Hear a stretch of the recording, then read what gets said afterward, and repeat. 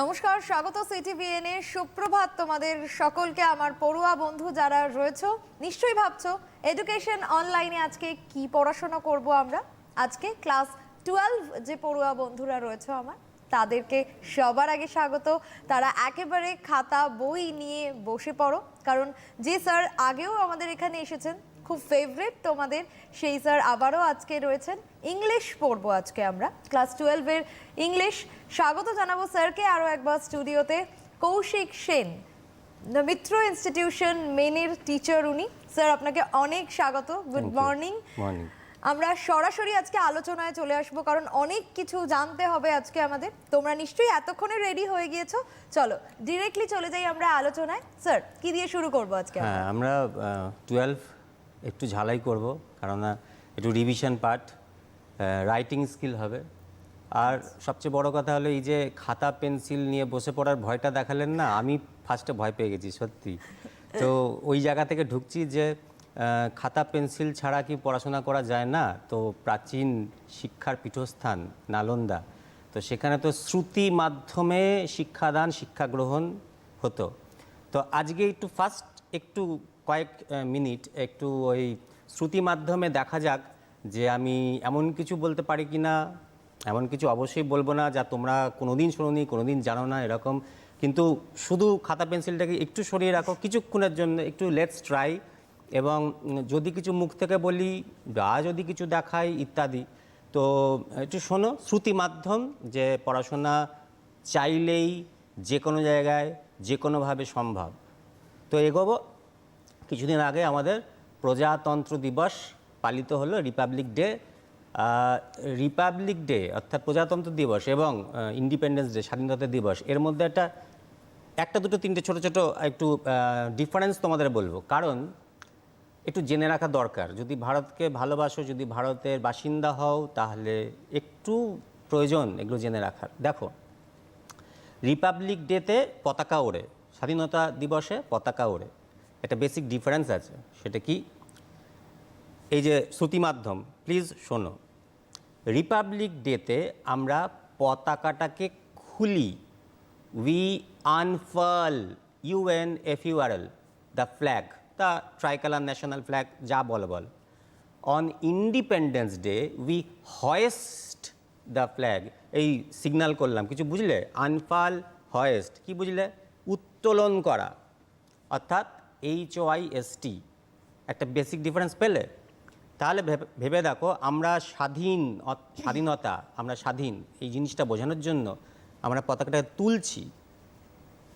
আর Republic ডেতে আমরা মূলত কনস্টিটিউশন অর্থাৎ আমাদের সংবিধান, আমরা তো প্রত্যেকে খুব দায়িত্বশীল বাসিন্দা, তো আমরা সংবিধান মেনে চলবো, তাকে রেসপেক্ট দেবো। তাই জন্যে আমরা স্বাধীন অলরেডি, তাই আরও তার প্রকাশ উই আনফাল। দুটো ইংরেজি শোনালাম, বাংলা বোঝালাম, বানান বলে দিলাম।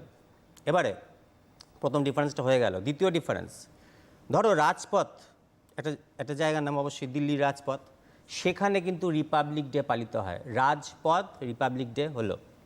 এরপরে রেড ফোর্ট, ঠিক আছে, রাজপথ হয়ে গেল রিপাবলিক, আর রেড ফোর্ট সেখানে কিন্তু ইন্ডিপেন্ডেন্স ডে পালিত হয়।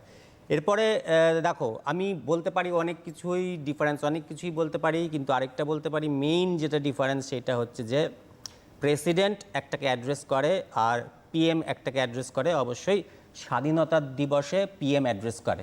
তো তিনটে খুব বেসিক জিনিস তোমাদের সাথে শেয়ার করলাম। যারা জানতেন না, আমি ছোটোবেলায় জানতাম না, তোমাদের বয়সেও জানতাম না, তো যারা জানতে তাদের সাথে শেয়ার হলো। এবং এরপরে এখনও শ্রুতি মাধ্যমেই চলছি, দুটো কিন্তু ইংরেজি শিখিয়েছি। দেখো, একটা রিপাবলিক ডে ইংরেজি বলেছি, একটা ইন্ডিপেন্ডেন্স ডে ইংরেজি বলেছি। কিছুদিন আগে যেহেতু রিপাবলিক ডে গেল, আমরা রিপাবলিক ডের উপর চর্চা করব। দুটো ইংরেজি আরও শিখিয়েছি, একটা হচ্ছে আনফাল আর একটা হচ্ছে হয়েস্ট। তো তোমাদের স্কুলে যে কোনো প্রোগ্রাম হোক না কেন, যদি পতাকা স্কুল ফ্ল্যাগ হতে পারে, স্পোর্টসের মাঠে স্পোর্টসের স্পেশাল ফ্ল্যাগ হতে পারে, অথবা ন্যাশনাল ফ্ল্যাগ তো হতেই পারে। সেই ক্ষেত্রে পতাকাটা যদি হয়েস্ট করো, সেটা একটা ভার্ব, সেটা হয়েস্ট লিখবে। আর আনফাল তো আনফাল লিখতেই পারবে। তো বুঝে দেখো, দুটো ইংলিশ দিয়ে রাখলাম, মানে বুঝলে তখন অ্যাপ্লাই করতে পারবে। তো আজকে এর আগে কোনো ক্লাসে আমি কোনো দিন কোনো ভিডিও শেয়ার করিনি। আজকে একটা ছোট্ট ক্লিপ তোমাদের সাথে শেয়ার করব। একটু মাইনিউটলি বলছি, একটু মন দিয়ে দেখবে, কেননা খুব ছোট ক্লিপ, আর একটু দেখে কিছু মাথায় রাখার চেষ্টা করো। যদি কোনো লেখা থাকে সেটাও দেখবে, যদি কোনো চলমান কিছু চলচ্চিত্র থাকে তাহলে অবশ্যই খেয়াল করবে, কিন্তু টাইম ভীষণ কম, একটু মন দিয়ে ছবিগুলো দেখো। Please share.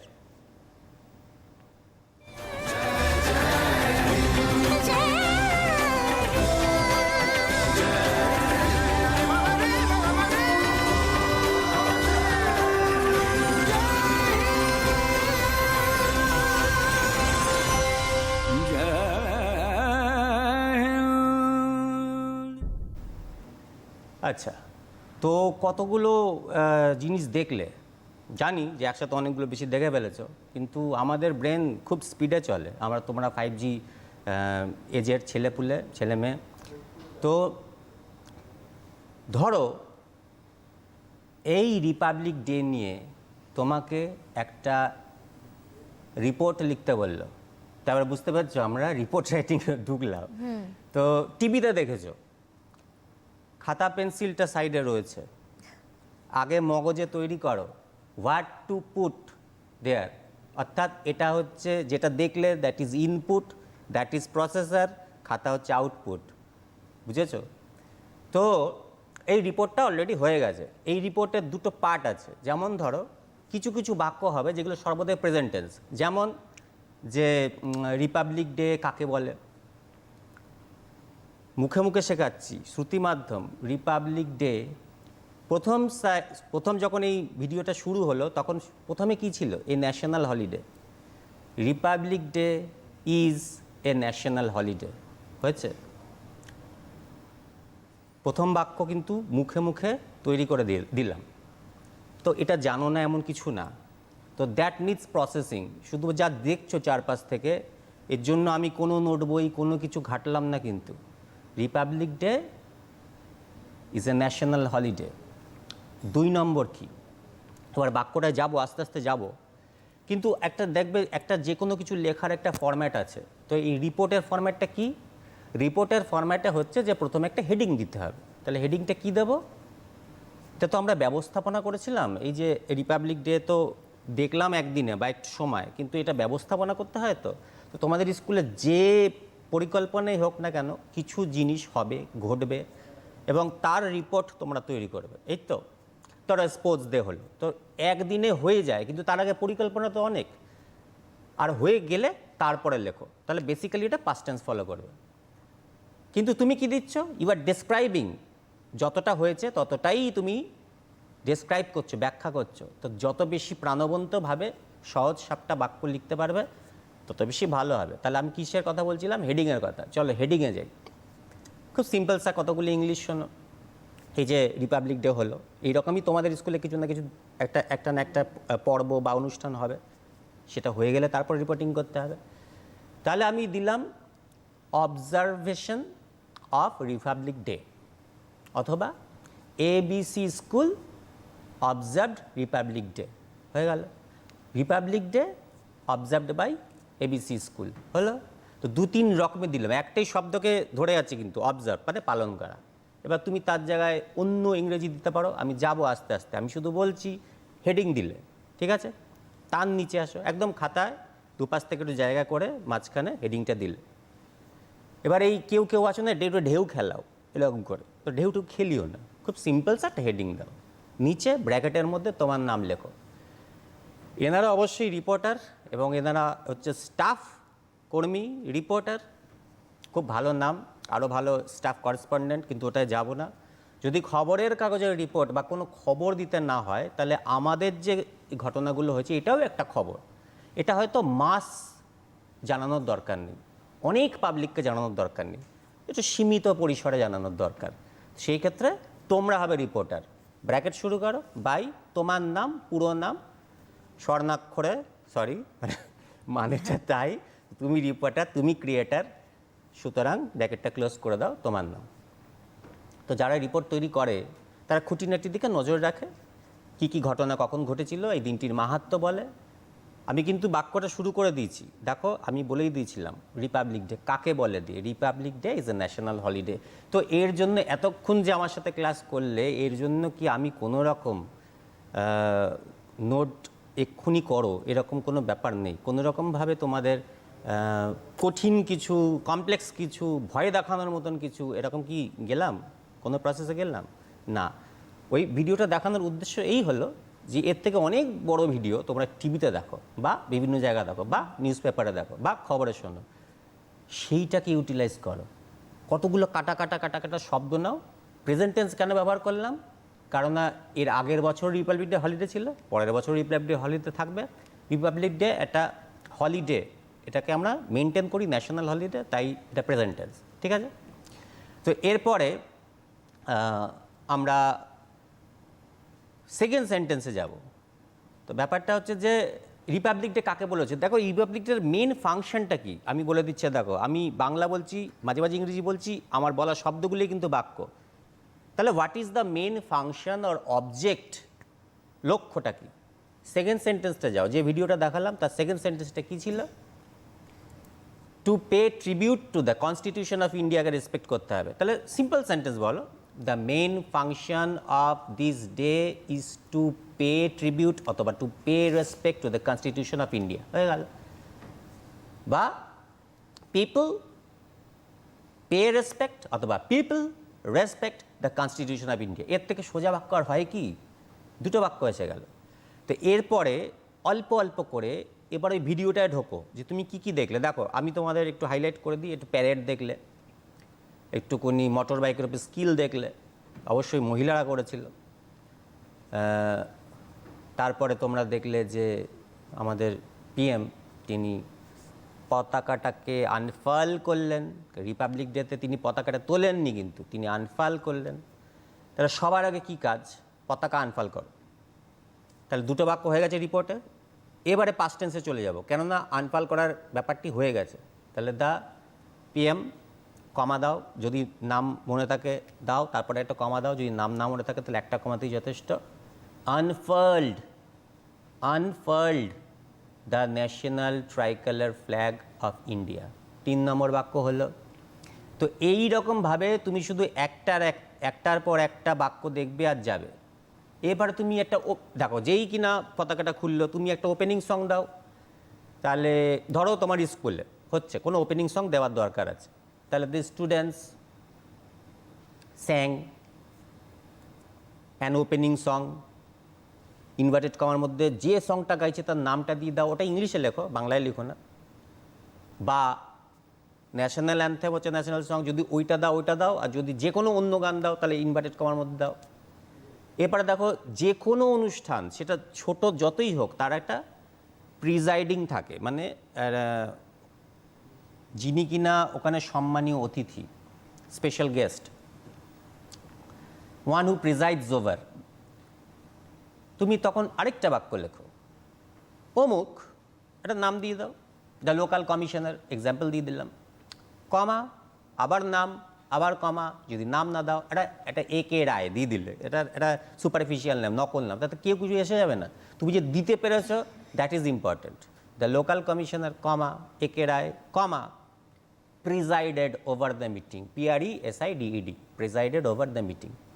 আমি বোধহয় 3-4টে বাক্য অলরেডি লিখে ফেলেছি, এখনও তোমাদের পেন বলছি না। তো শুধু মনে মনে ভাবো যে এরপর কি হলো, এরপর কি হলো, এরপর কি দেবো, সেটাই কোন টেন্সে দেবো। এ তো simple.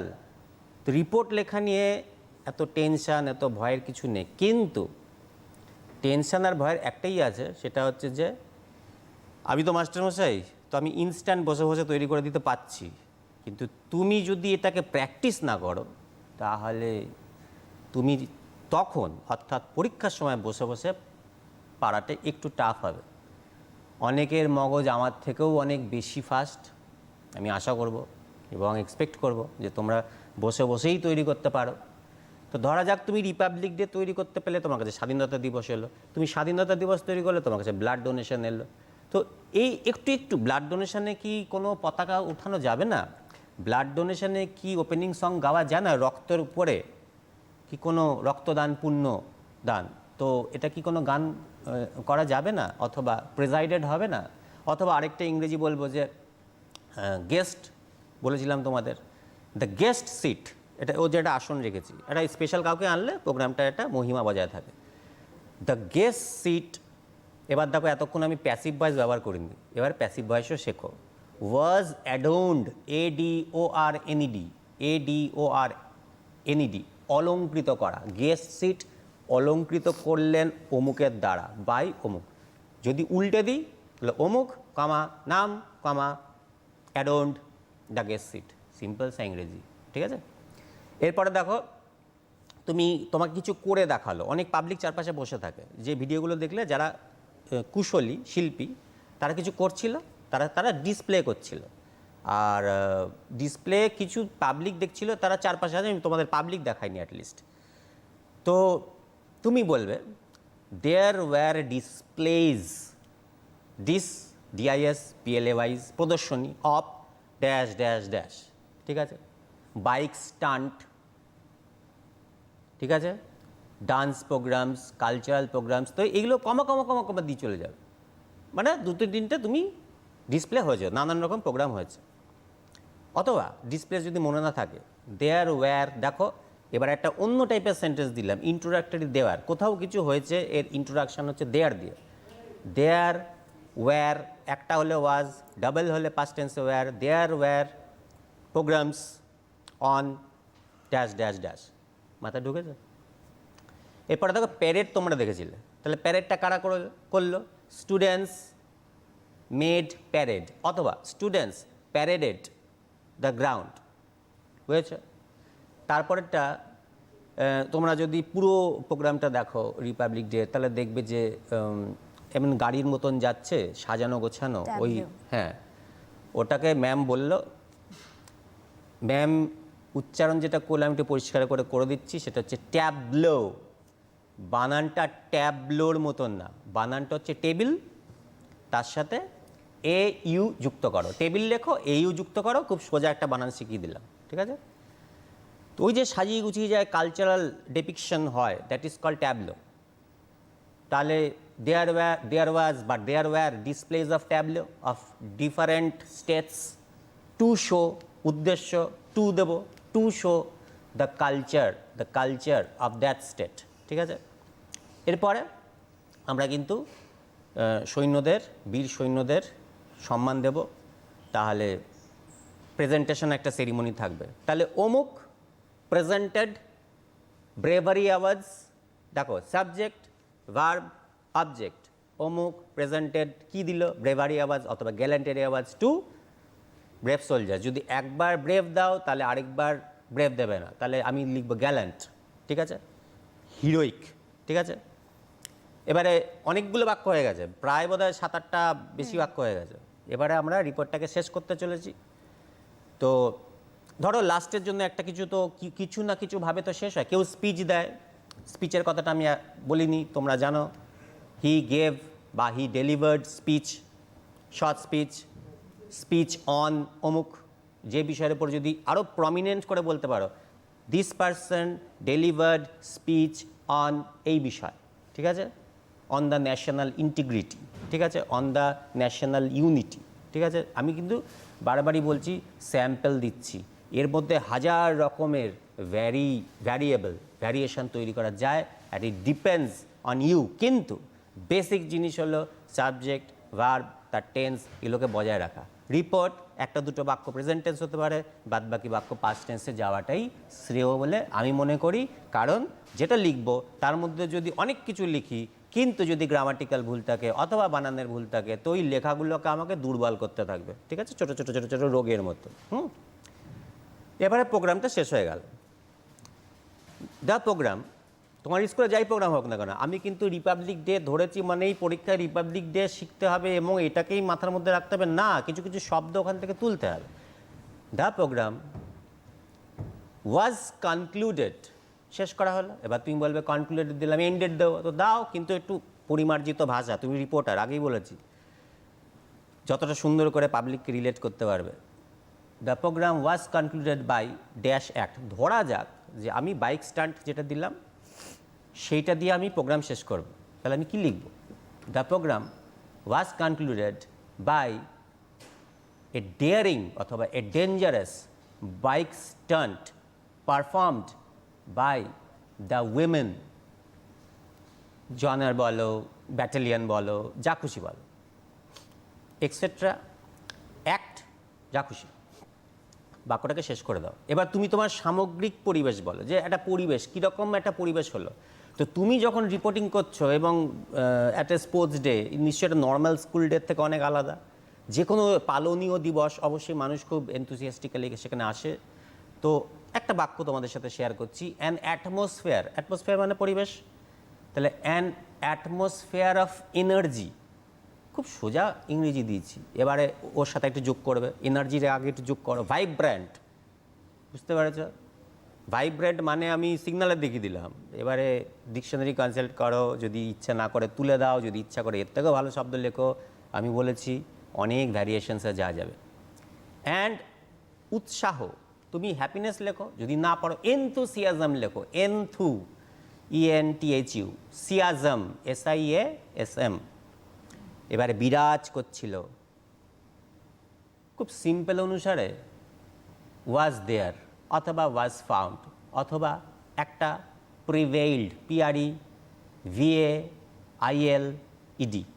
An atmosphere of vibrant energy and enthusiasm prevailed, full stop. এরপরে তুমি ব্যক্তিগত কোনো মতামত সেখানে দেবে না, ঠিক আছে? আমার খুব প্রোগ্রামটা ভালো লেগেছে, না আমার কিছু নেই, কারণ you are the reporter, you think on behalf of the general public, অন্যান্য স্টুডেন্টসরা, অন্যান্য গার্জেন্সরা সকলে মিলে কীরকম ফিল করলো, এই রকম একটা ফিলওয়ালা বাক্য তুমি দিতে পারো, কিন্তু সেই ফিলওয়ালা বাক্যটাকে আমি আরেকটু ভালো ইংলিশে লিখে দিয়েছি, ঠিক আছে ম্যাম? পরের স্লাইডে যাব, এইটা নয়, পরের স্লাইডে যাব। তো আশা করি এবারে কিন্তু গতানুগতিক পদ্ধতিতে চলে এলাম, আমাদের রিপোর্ট শেষ, মানে একটা শ্রুতি মাধ্যমে একটু তোমাদের সাথে রিপোর্ট শেয়ার করলাম। যাই হোক, তাহলে রিপোর্ট কাকে বলে? রিপোর্ট দেখো, ডেসক্রিপশন, এটা আলোচনা করেছি, ডেসক্রিপশন আলোচনা করেছি, একটা ইভেন্ট, যে কোনো ঘটনা, স্কুলে ছোট বড় যে কোনো ঘটনা, দ্যাট ইজ ইভেন্ট, সেটা অলরেডি টেকেন প্লেস, তাহলে যেটা হয়ে গেছে সেটা অবশ্যই পাস্ট টেন্সে হবে। কিছু একটা ইভেন্ট হবে, কিছু একটা হ্যাপেনিং হবে, এটা অকার্ড, পাস্ট টেন্সে হয়ে গেছে, কোথাও না কোথাও অকার্ড হয়েছে, ঠিক আছে? তোমার স্কুল একটা গ্রাউন্ড, তোমার খেলার মাঠ একটা গ্রাউন্ড। তো interest to the general মাসেস of the readers, যদি বলেছি যে খবরের কাগজের যদি রিপোর্ট হয়, সেটা আরও বড় স্প্যানে আপামর জনসাধারণকে রিলেট করে, তাদের জন্য। নিউজ পেপার রিপোর্ট তোমাদের আসে কম। নিউজ পেপার রিপোর্ট তোমরা অবশ্যই ক্লাস 9-10-এ শিখেছো। 12-এর ক্ষেত্রে বেশিরভাগ ক্ষেত্রে ইভেন্ট রিপোর্টের উপরই জোর দেওয়া হয়। তো তোমার জেনারেল মাসটা নয়, তোমার মাসটা একটু লিমিটেড, এই জন্য তুমি রিপোর্টার, ঠিক আছে? তো নিউজ পেপার রিপোর্টটাকে একটু ইন্টারেস্টিং করতে হবে, ইন্টারেস্টিংটা জরুরি, কারণ আমি যেভাবে তোমাদের শেখালাম পরপর দেখো, যে লোকটা ওই প্রোগ্রামগুলোকে দেখেনি, সে তোমার রিপোর্ট পড়লে মনে মনে মোটামুটি বুঝতে পারবে, একটা ছক কষে পিকচারাইজ করতে পারবে যে হ্যাঁ কী কী হয়েছিল। আর তোমার যে লাস্ট লাইনটা, যে মানুষ উদ্দীপনায় ভরে উঠেছিল, এটা কিন্তু মানুষ অনেকটা অংশে বুঝতে পারবে তোমার রিপোর্টটা পড়ে, তাই জন্য এটাকে ইন্টারেস্টিং করতে হবে। আর আমিও তোমাদের সাথে ভিডিও শেয়ার করলাম ইন্টারেস্টিং করার জন্যই। চলো, ফ্যাকচুয়াল রিপোর্টিং, নিউজ পেপারের ক্ষেত্রে সেই সংবাদপত্রকে আমরা বেশি বিশ্বাস করি যেখানে ফ্যাকচুয়াল রিপোর্টিং হয়, অর্থাৎ বাস্তব কথা মানুষ জানতে চায়, সত্য চাই, তাই তো? তো বলেছে সিচুয়েশনের ব্রিফ প্রসেস আর রেলিভেন্ট পয়েন্টস, উল্টোপাল্টা কথা বলা যাবে না এবং প্রাসঙ্গিক কথা বলা যাবে, এগুলো নিয়ে ভয় পেও না, এগুলো জাস্ট শেয়ার করার দরকার হয়, আর খুব হালকাভাবে করলাম। তাৎপর্যহীন কথাবার্তা বলা যাবে না। পাস্ট টেন্স ব্যবহার করতে বলেছি, সিম্পল পাস্টেই আমি বেশিরভাগ সময় থেকেছি, আমি খুবই কম পাস্ট কন্টিনিউয়াসে যাইনি, যখন তোমাদের শ্রুতি মাধ্যমে শেখাচ্ছিলাম এই রকম দুটো ফর্মে যাইনি। আচ্ছা, একটা ফর্মে যাই, a group of women group was displaying, গেলাম, was displaying, past continuous, a daring bike stunt, a group of women was displaying a dangerous অথবা যেটা আগে বললাম ডেয়ারিং বাইক স্টান্ট। পাস্ট কন্টিনিউয়াসের স্যাম্পল বুঝলে? এই পাস্ট পারফেক্টটাকে কম করো, কারণ রিপোর্টের একটা ভ্যালিডিটি থাকে। ধরো একটু আগে হয়েছে, রিপোর্টটা তারপরেই তৈরি হয়, তার মানে বেশি অতিরিক্ত পাস্টে যাওয়ার কোনো প্রয়োজনীয়তা নেই। সাবজেক্ট কী হবে দেখো, সাবজেক্ট সবসময় এরকম যে কিছু একটা লিখলে সাবজেক্ট যেটা হবে তারপরে কিন্তু V2 দেবে, অর্থাৎ ভার্বের past form, simple past V2 positive ফর্মে, ঠিক আছে? এবার সাবজেক্টটা যে কোনো খুশি হতে পারে। আমি অনেক রকম সাবজেক্ট তোমাদের সাথে শেয়ার করেছি, কখনো প্রধানমন্ত্রীকে বানিয়েছি সাবজেক্ট, কখনো রিপাবলিক ডেকে সাবজেক্ট বানিয়েছি, কখনো দেয়ারকে সাবজেক্ট বানিয়েছি। তো সাবজেক্ট নানান রকম হতে পারে, কিন্তু তারপর যে ভার্বটা দেবে সেটা V2 অর্থাৎ সিম্পল পাস্ট টেন্স। আর যদি নেগেটিভ ফর্মে দাও যে হয়নি, ধরো তোমার প্রোগ্রামে, কিছু মাইন্ড করো না, তোমার প্রোগ্রাম একটা করেছিলে কিন্তু বেশি লোক হয়নি, ঠিক আছে? তাহলে একটা নাবাচক শব্দ দিতে হবে। Students did not attend, students did not attend. দেখো আমি কোথায় যাচ্ছি বাক্যটা নিয়ে, স্টুডেন্টস ডিড নট, নাবাচক এলো, যেই ডিড নট গেল পাস্ট টেন্সের কাজ হয়ে গেল, তারপরে যে ভাবটা দেবে সেটা V1 এ দেবে। Students did not attend to their full capacity, পূর্ণ মাত্রায় স্টুডেন্ট আসেনি, অর্থাৎ আমি 100% স্টুডেন্ট আশা করেছিলাম, পূর্ণ মাত্রায় আসেনি।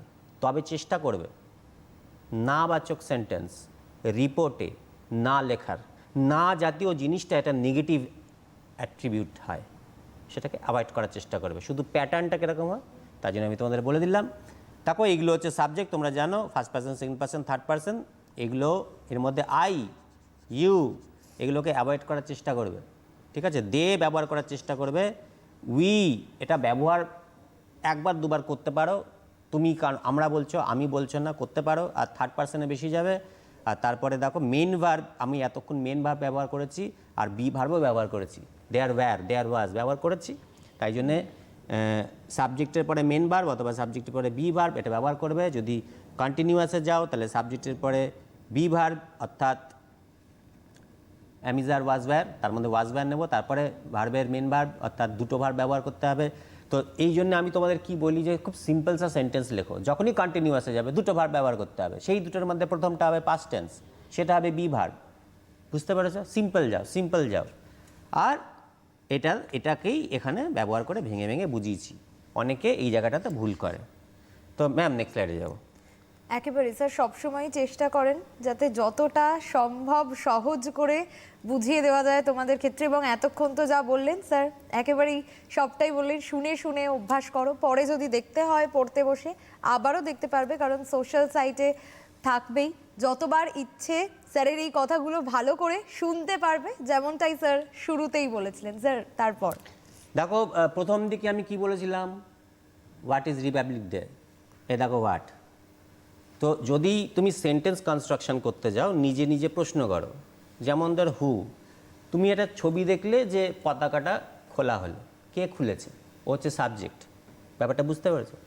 হোয়ার, দেখো একটা সেন্টেন্স তোমাদের যে শ্রুতি মাধ্যমে শেখাচ্ছিলাম অনেক আগে বলেছিলাম যে 3টে পয়েন্ট শোনো, রিপাবলিক ডে কোথায় অনুষ্ঠিত হয়, কিন্তু সেই বাক্যটা কিন্তু আমি তোমাদের রিপোর্টে লিখিনি, তোমরা সেটাকে অ্যাড করতে পারো।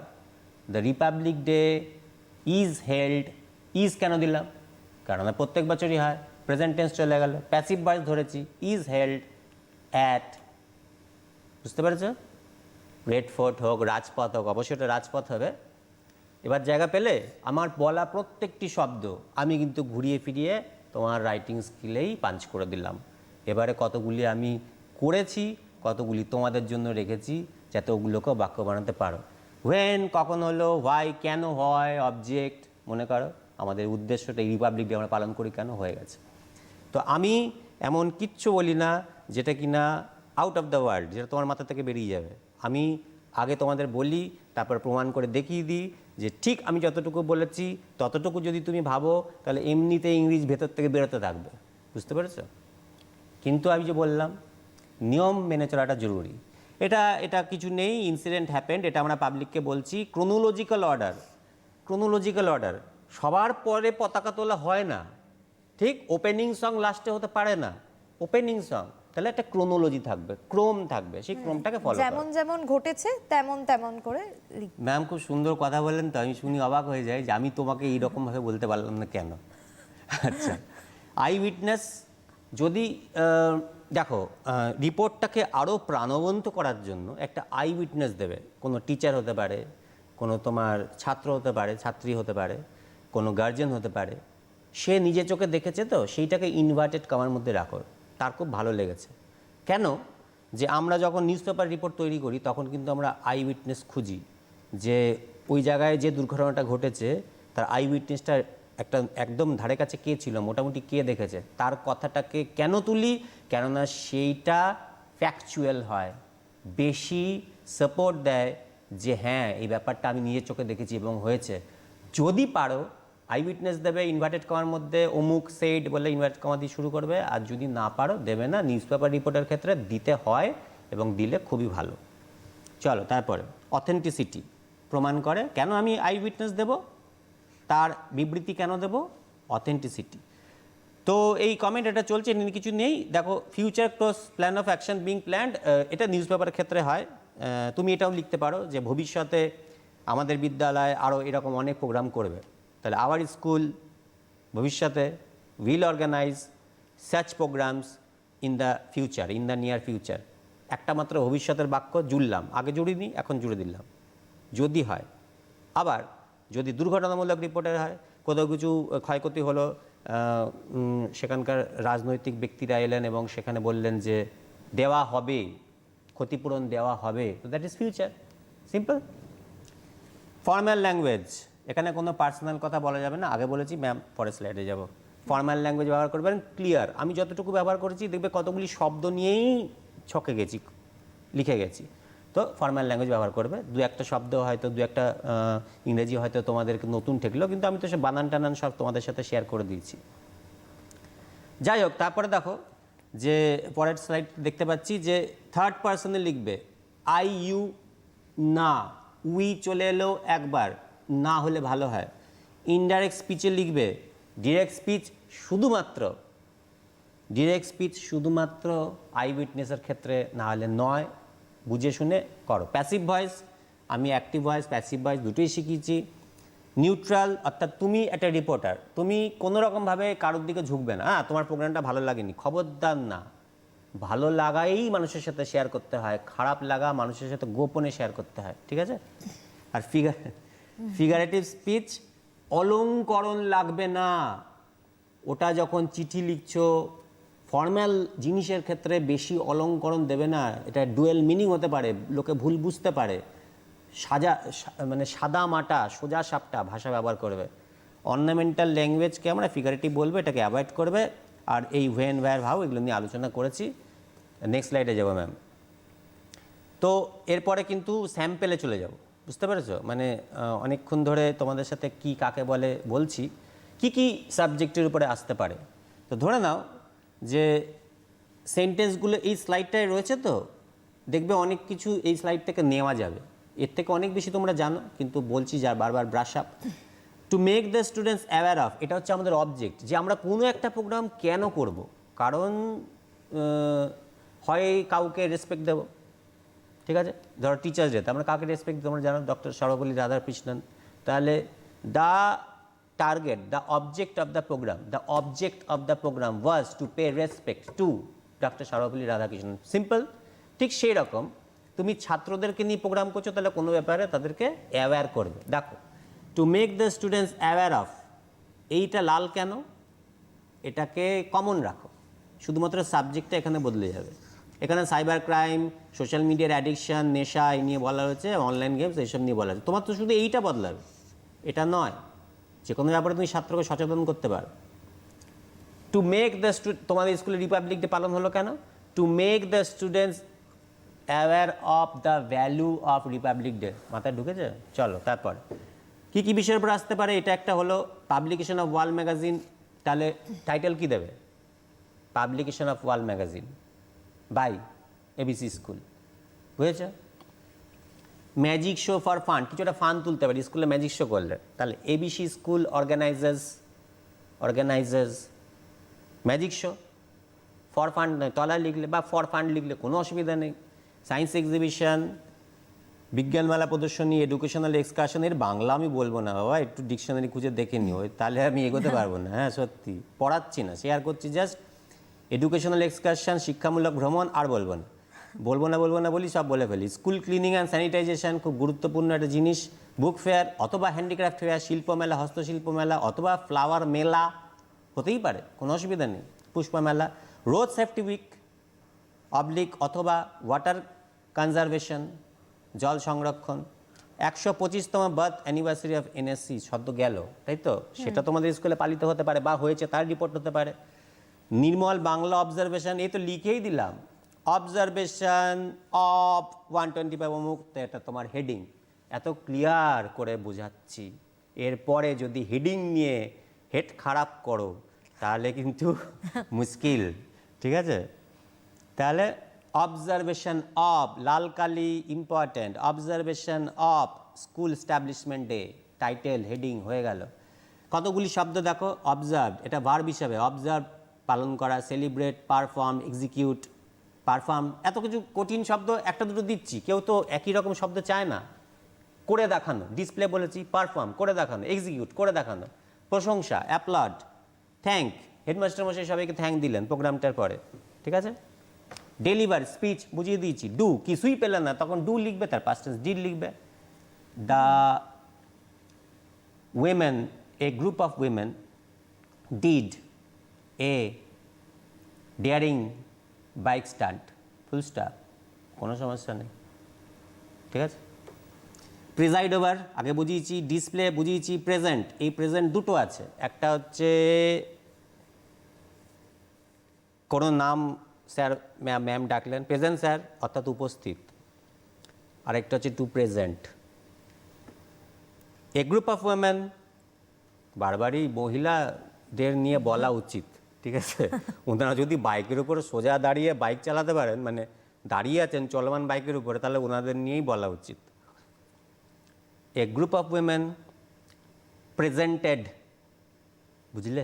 এখানে তো উপস্থিত হলো না, ডিসপ্লে করলো, প্রেজেন্টেড এ ডেয়ারিং বাইক স্ট্যান্ড। তুমি বলবে, তোমরা হয়তো ভাববে স্যার একটা জায়গায় আটকে রয়েছে, না, একটা জাস্ট স্যাম্পল, বুঝেছো? তো ওটা যদি ঠিক করতে পারো, যদি আইডিয়াটা বুঝতে পারো যে আমি ওই বাক্যটাকে, ওই দৃশ্যটাকে আমি কত রকমভাবে, কতগুলো শব্দে, কতগুলো বাক্য বানিয়েছি, এই হচ্ছে ভ্যারিয়েশন, এই হচ্ছে মাথাটুকুর খেলা। এর জন্য তোমাকে চর্চা করতে হবে, মাস্টারমশাই দিদিমণিদের কথা শুনতে হবে, কিছু কঠিন নেই। যদি না তুমি এর মধ্যে ঘোড়প্যাচ পাকিয়ে কঠিন বানাও, তবে ইংরেজি একটা বিদেশি ভাষা লাগবে, নাহলে ইংরেজি অনেক ক্ষেত্রে খুব সহজ ভাষা আপ টু ক্লাস 12। স্পেকটেটার যারা তোমার চোখ দিয়ে দেখছে, অ্যাটমসফিয়ার আগে শো, অ্যাটমসফিয়ার আগেই বুঝিয়েছি, পরিবেশ। শো, তো দেয়ার ওয়াজ এ শো, দেয়ার ওয়াজ এ ডিসপ্লে, ডিসপ্লের জায়গায় শো, অথবা শোকে ভার্ব হিসেবে ব্যবহার করা যায়, নাউন হিসেবে ব্যবহার করা যায়। এই খেলো শব্দ নিয়ে খেলো, ডেমনস্ট্রেট আরও ভালো, আর কমেমোরেট সূচনা করা। ম্যাম নেক্সট স্লাইডে যাব। কতগুলি শব্দ দিয়ে দিচ্ছি, ইউজ করো। এর নাউন ফর্মেও ব্যবহার করতে, একে সাবজেক্ট হিসেবে ব্যবহার করা যাবে, আবার একে অবজেক্ট হিসেবে ব্যবহার করা যাবে, আবার একে ভার্ব হিসেবে ব্যবহার করা যাবে। কমেমোরেটেড ভার্ব। তো দেখো একটা র্যান্ডামলি একটা কারোর একটা স্ক্রিপ্ট আমি তুলেছি, তো সেখানে দেখতে পারবে যে হেডলাইন, এই যে হেডলাইন ক্লিনলিনেস ড্রাইভ, ভাল লাগছেন না?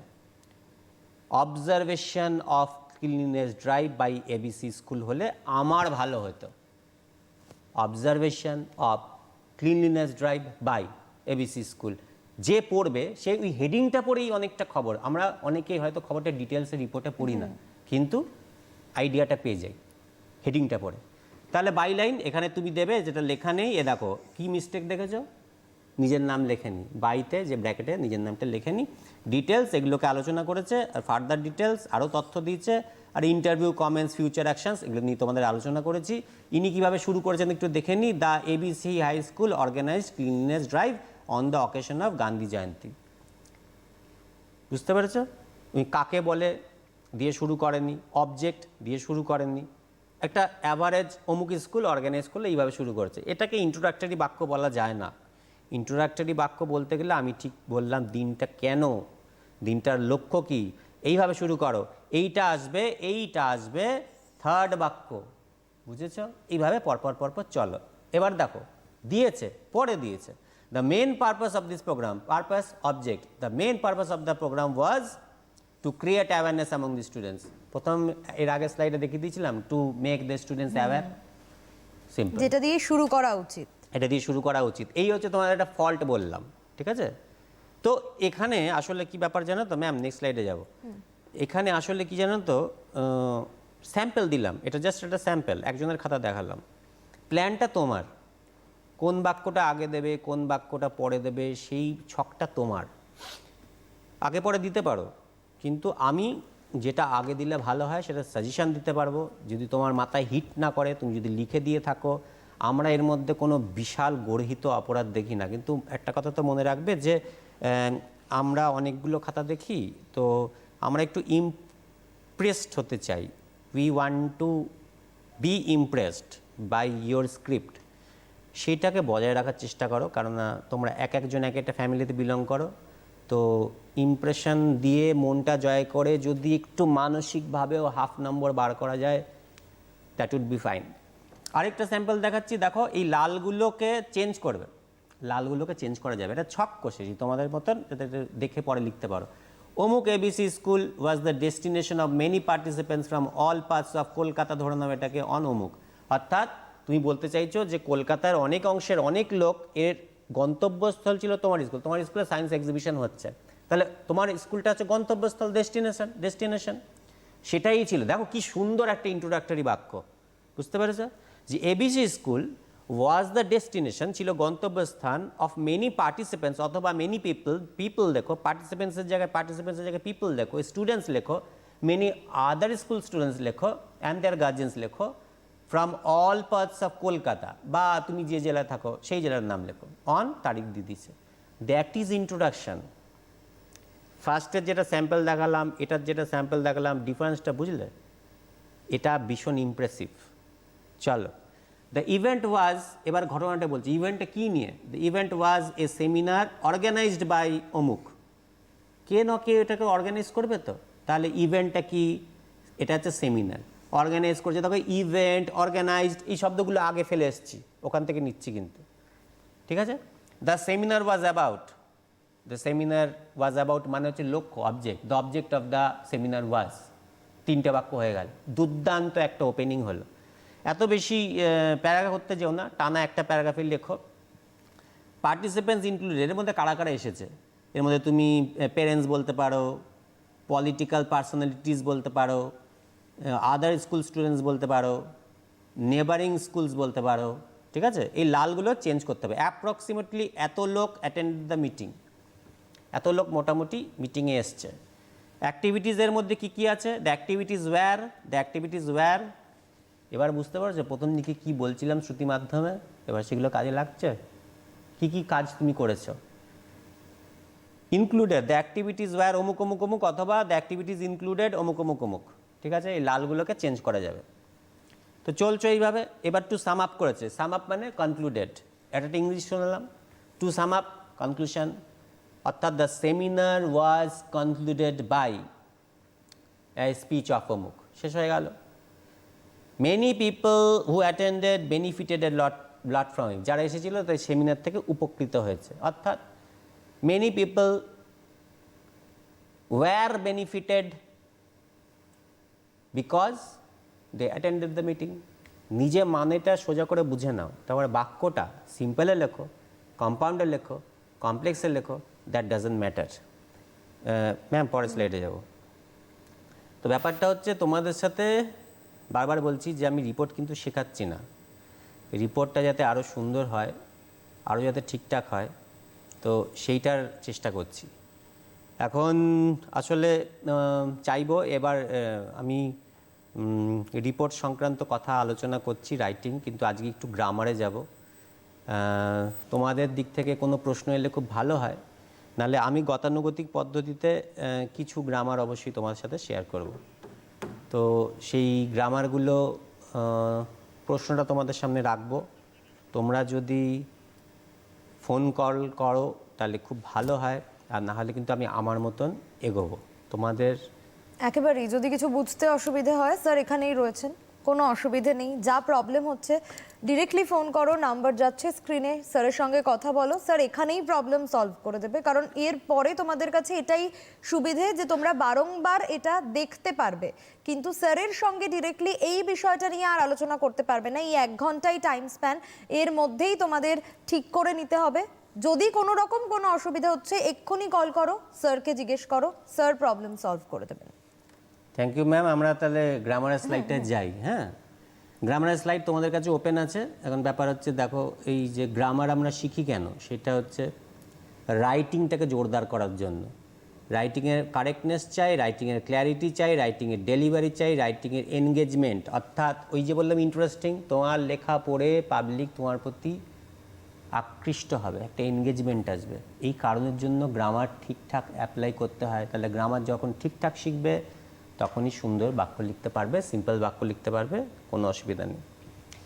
তো তোমাদের তো টেক্সচুয়াল গ্রামার যে যে সিলেবাসগুলো বাদ গেছে আমি চেষ্টা করেছি সেগুলো ছাড়া গ্রামার তৈরি করতে। তো দেখো, shall I compare thee to a summer's day, এটা তো তোমাদের কবিতা থেকে নেওয়া আছে, বুঝতেই পারছো। ভয়েস চেঞ্জ করতে হবে অথবা অ্যাজ দিয়ে করতে হবে। এই অ্যাজ নয়, এটা অ্যাজ নয়, এটা হচ্ছে অ্যাসার্টিভ। আমি আমার সুবিধার জন্য একটু লিখে রেখেছি, একটা একটা করে শোনো। তো এস ভি ও এটা না থাকলে ভয়েস চেঞ্জ করতে একটু টাফ হবে। আগে দেখে নাও আছে কি না। আই হচ্ছে সাবজেক্ট, এইটা হচ্ছে এস, হয়ে গেল। সাবজেক্টের ডান দিকেই প্রবাবলি থাকবে, ম্যাক্সিমাম ক্ষেত্রে থাকবে। Compare is the verb. তোমাদের এবং আমার সুবিধার্থে আমি গ্রিন কালারে ভার্বগুলোকে রেখেছি, সিম্পল। কাকে, কম্পেয়ার মানে তুলনা করা, আমি কাকে তুলনা করছি? The, old English. Subject verb object, subject verb object.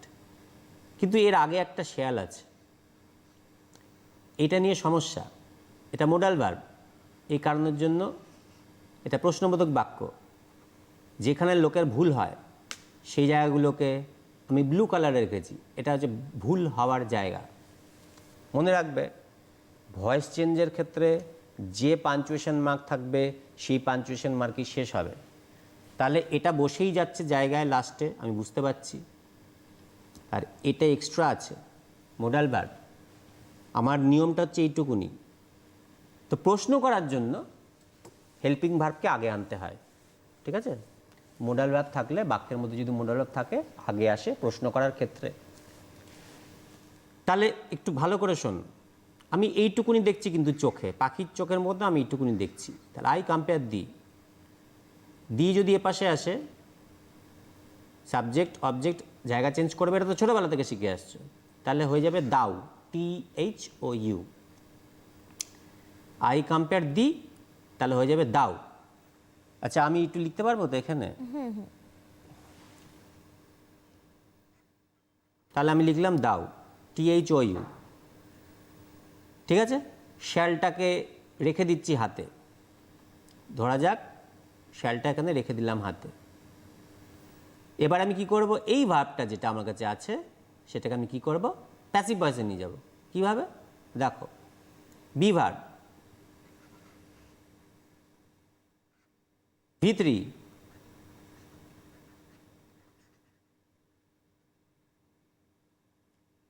By me. লিখবো না এখন, দরকার নেই, এটা একটু ব্র্যাকেটের মধ্যে রাখছি। এবার দেখো পুরো সেন্টেন্সটা লিখছি। শ্যাল, জায়গা বসে থাক, দাও, shall thou be compared to a summer's day, by me লিখতে হবে না। এটাকে উইদাউট এজেন্ট, উইদাউট ডুয়ার এখানে নেসেসারি নয়। তুমি যদি লিখে ফেলো ব্র্যাকেটে লিখতে পারো, কোনো অসুবিধা নেই। তারপরে কোশ্চেন চিহ্নটা দাও। আরেকবার বলে দিই, কোশ্চেন চিহ্ন জায়গাতেই ছিল। তাহলে কি ছিল, কি হলো? আনসার লিখছি, shall thou be compared to a summer's day by me, অথবা by me to a summer's day লিখতে পারো, আমি বলছি বাই মি লাগবে না, কোশ্চেন মার্ক, সলভড। এইবারে এটাকে অ্যাসার্টিভ করব, ভয়েস চেঞ্জ করলাম, এটাকে অ্যাসার্টিভ করব। এই জায়গাটা নিয়ে সমস্যা আছে, বি কম্পেয়ার্ড, কম্পেয়ার কোন টেন্স? Present tense. তাহলে প্রেজেন্ট টেন্সকে দুভাগে ভাগবো, প্যাসিভ ভয়েসে বি ভার্ব ভি3, বি ভার্ব ভি3। বি কেন? আগে মডেল ভার্ব ছিল, মডেল ভার্বের পরে যদি কোনো রকম ভার্ব হয় ভি0 হয়, এই যে শ্যাল ছিল, তাই জন্য শুধুমাত্র be, am is are was were শ্যালের পরে বসে না। আর এটা ভি3 তো বুঝেছো, সিম্পল। তো দাউ হলো কেন এটা জানতে হবে, এটা ওল্ড ইংলিশ, তাই এখানে মি ইউ এ সমস্ত লেখা যাবে না। আর অ্যাসার্টিভ মানে হচ্ছে সাধারণ বাক্য। এবারে সাধারণ বাক্য করছি, সাধারণ বাক্যের ক্ষেত্রে কি হবে? প্রশ্ন থাকবে না, ফুল স্টপ হবে, আর সাবজেক্ট সবার আগে বসবে, কোনো শ্যালটা আগে বসবে না। এবার দেখো আমি কি করছি, তাহলে সাবজেক্ট সবার আগে বসবে, আই, সাবজেক্ট বসে গেল, এরপর যা খুশি বসুক, shall compare thee to a summer's day full stop. কিন্তু মনে রাখো, যদি প্রশ্নর মধ্যে কোনো রকম নাবাচক না থাকে তাহলে অ্যাসার্টিভে নাবাচক করতে হবে। যদি প্রশ্নের মধ্যে নাবাচক থেকে থাকে তাহলে অ্যাসার্টিভে না তুলে দিতে হবে। এর মধ্যে কোনো রকমভাবে না, নো বা নট জাতীয় শব্দ নেই, যদি আমাকে অ্যাসার্টিভে চেঞ্জ করতে হয় না আনতে হবে, তাই জন্য কোথায় যোগ করব? আবার হেল্পিং ভার্ব। সোজা ভাষায় বলবো, সবার আগে যে ভার্বটা থাকবে তার সাথে যোগ কর। আমি না কঠিন কিছু বুঝি না, জানেন তো, একদম যেটা মাথায় আমার ঢুকবে সেটা বুঝি। সবার আগে ভার্ব হচ্ছে শ্যাল, এর সাথে যুক্ত করো নট, হয়ে গেছে। I shall not compare thee to a summer's day full stop. আমার মতন একটা মাস্টারমশাই যদি আমার থাকতো না, তাহলে আমি ইংরেজিতে আরও অনেক নম্বর পেতাম। আচ্ছা, সরি, উইথ ডিউ রেসপেক্ট সব মাস্টারমশাই যারা আমাকে শিখিয়েছেন অল্প বিস্তার, বা যারা গাইড করেছেন, আসলে শেখানো যায় না, অনেকটাই নিজে একটু শিখতে জানতে চেষ্টা করতে হয়। আগ্রহ না থাকলে সব কিছুই কমপ্লেক্স লাগবে। আচ্ছা, পরেরটায় যাই। দেখো কেন ওটা অ্যাসার্টিভে গেলাম, স্যার একটু থামাবো, কারণ একজন স্টুডেন্ট রয়েছেন আমাদের আচ্ছা। সঙ্গে। কে বলছো? হ্যালো হ্যালো,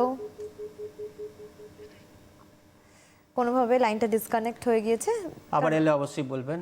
হ্যাঁ, একদম 3 মিনিট আমাদের হাতে আচ্ছা, সময় আমি রয়েছে। যাচ্ছি, সব করা যাবে না আমি জানতাম, হ্যাঁ, কিন্তু যতটুকু হয় ওদের সুবিধার জন্য। তো আসলে এগুলো তো রিভিশন ক্লাস। হ্যাঁ হ্যাঁ হ্যাঁ, পরেরটায় যাই। একটু আগে যেটা নিয়ে আলোচনা করলাম ভেবে দেখো, এবারে বলেছে ইন্টারোগেটিভ করো, ডাজ আর সাবজেক্ট, লাস্টে একটা ফুল স্টপ আছে, তার মানে ধরে নেব যেটা একটা অ্যাসার্টিভ সেন্টেন্স। অ্যাসার্টিভ সেন্টেন্স বারবার বললাম, আগেরটা অ্যাসার্টিভ দিয়ে শেষ করলাম, তাহলে যা যা বলেছিলাম ইম্পর্টেন্ট। তাহলে এবার কি বলেছে? ইন্টারোগেটিভ করো, অর্থাৎ এইরকমওয়ালা চিহ্নওয়ালা বাক্য তৈরি করো। তাহলে দেখিয়ে নেব ফার্স্টেই যে এর মধ্যে কোনো রকম নাবাচক জিনিস আছে কি না। দেখি কোনো রকম নাবাচক জিনিস আছে, তার মানে আমার ক্ষেত্রে এখন কি করতে হবে? আমাকে এখন হ্যাঁ বাচক করতে হবে। আমি যে বাক্যটা করব, যে প্রশ্নটা করব, ইন্টারোগেটিভ মানে প্রশ্ন বাক্য, সেটার মধ্যে যেন কোনো রকমভাবে কোনো নাবাচক শব্দ না আসে, ঠিক আছে? সুতরাং প্রশ্ন করি, এটা মেন ভার্ব, আগেই বলেছি গ্রিন কালারে থাকবে। তাহলে মেন ভার্বের ক্ষেত্রে কোনো হেল্পিং ভার্ব কে আসে? ডু, ডিড, ডাজ, এটা আমরা জানি। তাহলে পাস্ট টেন্স গেভ, গিভের পাস্ট টেন্স গেভ, তাহলে ডিড আসবে, ডিড। তাহলে আমি লিখলাম ডিড, ডাজ আর, গিভ। গিভ কেন হলো? পাস্ট টেন্সে ডিড নিয়ে গেছে। দা রিওয়ার্ড টু, নান, নাবাচক আছে, নান লেখা যাবে না, নো ওয়ানের জায়গায় করতে হবে এনি ওয়ান, হ্যাঁ বাচক করলাম। ইন্টারোগেটিভ প্রশ্ন দিতে হবে, solved. Did the tsar give the reward to any one? উত্তর, the tsar gave the reward to no one, অথবা শর্টে নান। পরেরটায় যাই? না, একদম আজকে এখানেই শেষ Sorry, করতে হবে। আচ্ছা। সময় বলছে বিদায় নিতে হবে আজকে, এবং করোনা আবহে তোমাদের জন্যই আমাদের এই অনুষ্ঠান। প্রতিদিন কোনো না কোনো স্যার, কোনো না কোনো ম্যাম থাকেনি এই 1 ঘন্টা করে।